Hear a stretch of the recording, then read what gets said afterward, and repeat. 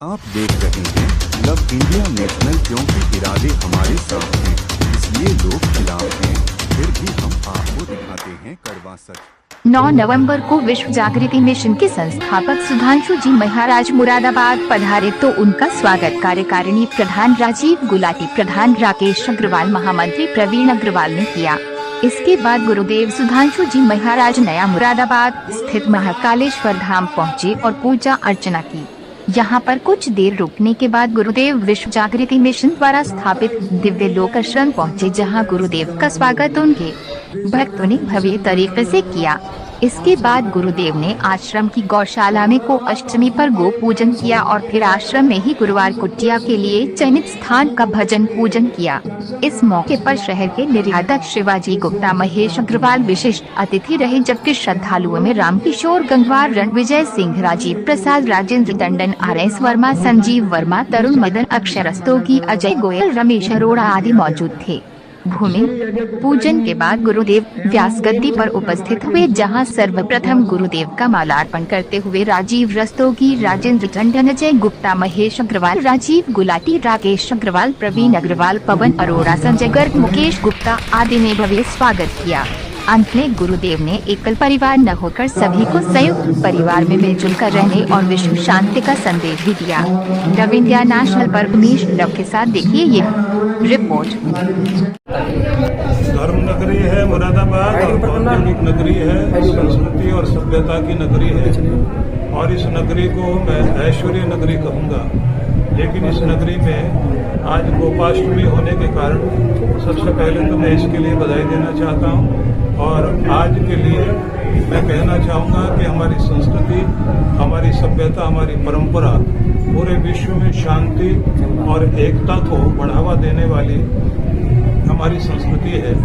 उसको बढ़ावा देने के लिए हम लोग कार्य करें, सभी लोग मिलकर। और हमारा जो युवा है वो इस समय जैसे एडिक्शन में है फोन की या सोशल मीडिया की, और अपने जीवन के लक्ष्य को किसी तरह भूल ना पाए, तो इसके लिए इस समय सभी को प्रेरणा देकर जागृत करने का अवसर है। और अवसर है इस बात का कि भाग्यवादी न बन करके कर्मशील बने, जिससे हम लोग दुर्भाग्य के पत्थर को कितनी भी चोट मारनी पड़े उसे तोड़ सकें और सफलता के शिखरों तक पहुंच सकें। इसी भावना को ध्यान में रख करके आज जो यहाँ सत्संग रखा गया है वो गोपाष्टमी का विशेष उपलक्ष्य ध्यान में रख करके किया गया है, क्योंकि जैसे सूर्य उदय होता है तो हजारों लाखों गौएं भारत में कटती है और भारत देश गौओं के प्रति बहुत श्रद्धा रखता है। और दूसरी तरफ हम देखते हैं कि त्योहार हो या वैसे अवसर हो, दूध में भी मिलावट है, मक्खन में भी मिलावट है, पनीर भी मिलावटी मिल रहा है, मिठाइयों में भी मिलावट आने लग गई है। तो हमारा दूध जा कहाँ रहा है और दूध आए कैसे?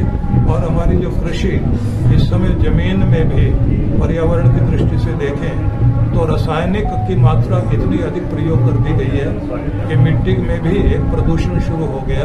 ये जो प्रदूषण है पृथ्वी का, इसे भी दूर करने की आज आवश्यकता है। इन सब विषयों को ध्यान में रख करके आज कार्यक्रम आयोजित किया। गुरु जी, जहाँ धर्म गुरु लगातार सनातन को आगे बढ़ाने के लिए बात कर रहे हैं या फिर यूँ कहें कि देश को बचाने की बात कर रहे हैं, क्या लगता है कि सरकार किस तरह से काम कर रही है आपको? देखिए, इस समय जहाँ जहाँ पर भी हम देखते हैं कि शांति है, प्रेम है, सौहार्द है, तो निश्चित रूप से वहाँ मानवता वाला धर्म लोगों के हृदय में काम कर रहा है। सनातन धर्म सभी की मंगल कामना करता है और इस रूप में जो हमारा संत समाज काम कर रहा है वो बहुत ही प्रशंसनीय कार्य है।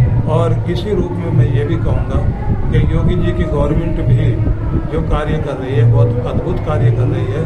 हमारा ये प्रदेश और उन्नत हो और एकता बनी रहे और हमारी शांति को कोई भंग न कर सके, हम लोग इस बात का प्रयास सब लोग मिलकर अवश्य करें। सनातन पर लगातार प्रहार हो रहे हैं। सनातन पर जो प्रहार हो रहे हैं वो केवल मात्र यहाँ के लोगों की मानसिकता नहीं है, इसमें उकसाने वाले कुछ न कुछ देश जरूर हैं जिनका एक ही लक्ष्य है कि भारत की जो शक्ति है वो टूटनी चाहिए।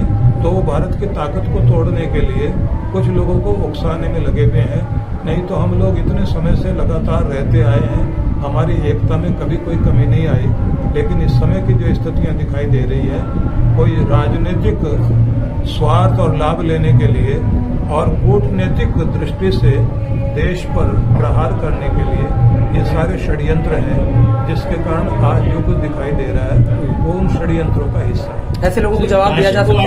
कोऑर्डिनेट बनाया, हमने राम मंदिर बनाया और कश्मीर की समस्या हल करी, उसके बाद ही भाजपा लक्ष्य से बहुत पीछे रह गई। इसका वो लक्ष्य से पीछे रहने का मतलब ये नहीं है कि उसमें कहीं राम मुद्दा या फिर दूसरे मुद्दे वो कम्प्यूटर हिंदू तो एकजुट है, लेकिन राजनीति में जो नारे और स्लोगन चलते हैं, कभी कभी कोई तीर जो है दूसरे का तुक्का काम कर जाता है, अपना तीर काम नहीं कर पाता।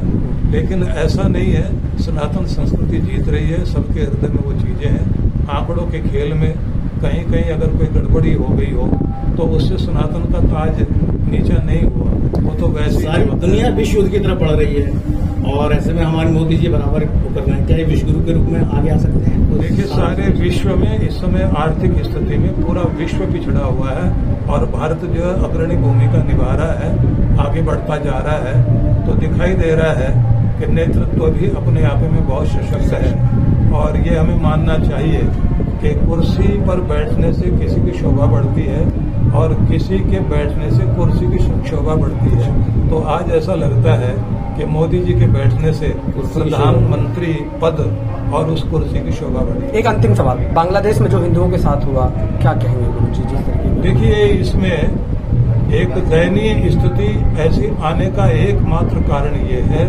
कि हम लोग मुखर होकर के आवाज नहीं उठा रहे। 1 करोड़ लोग वहां भी हैं और यहाँ के लोग भी अगर एक साथ खड़े होकर आवाज उठाएं तो किसी की हिम्मत नहीं है कि कोई भी किसी तरह से हिंदू समाज को कष्ट पहुंचा सके।